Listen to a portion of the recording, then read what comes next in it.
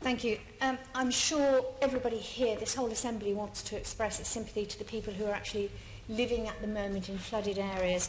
They're surviving in absolute misery. It's their homes, their businesses, farms, allotments, open spaces are all, I think, at a point where people are beyond understanding why they're not getting enough help on this. And I don't mean in London. I think things are happening in London, but in the southwest it is incredibly hard for people.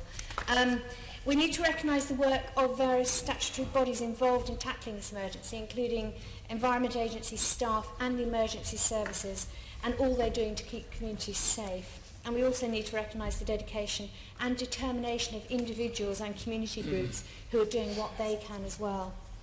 According to the Met Office Chief Scientific Advisor, this has been the most exceptional period of rainfall recorded in 248 years since records began in 1766. And I think we're all beginning to recognise that extreme weather events like this are becoming the new normal, and probably sooner than many of us expected. And the risk of flooding is the problem that probably creates the greatest threat to all of us. I'm proposing this motion today because I think that here in London we can cut the risk of river flooding by stepping up the rate of river restoration.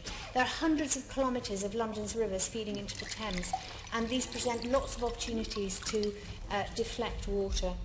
And if you look at river restoration, it's often just removing the concrete culvert that they've been confined in, and by making the riverbanks a little bit more natural in that the water can soak away a little bit more easily. It increases flood storage capacity upstream.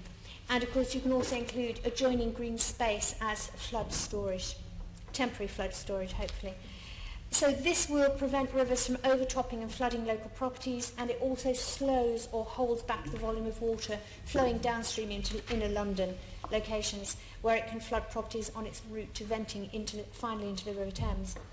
An example of major flood alleviation is Sutcliffe Park in Greenwich and the River Quaggy, which used to be confined in an underground pipe along the park.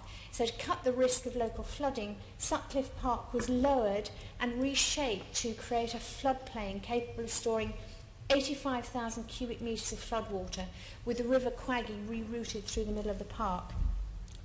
And that park is now a multifunctional green space. It's a popular, accessible wetland site for visitors and residents, and of course a very important site for habitat for wildlife, but also a flood storage reservoir when needed.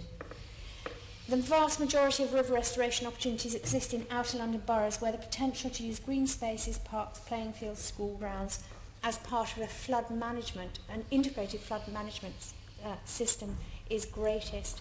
Now, many of you will know that I have tried for years and years to get some sort of budget amendment that we could all agree on and actually amend the Mayor's budget.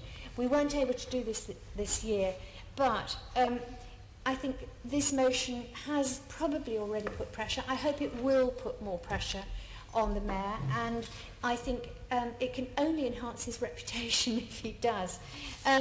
Obviously, river restoration isn't the only way to cut the risk of flooding, but it is a very significant component, and I do hope that everybody will support the motion.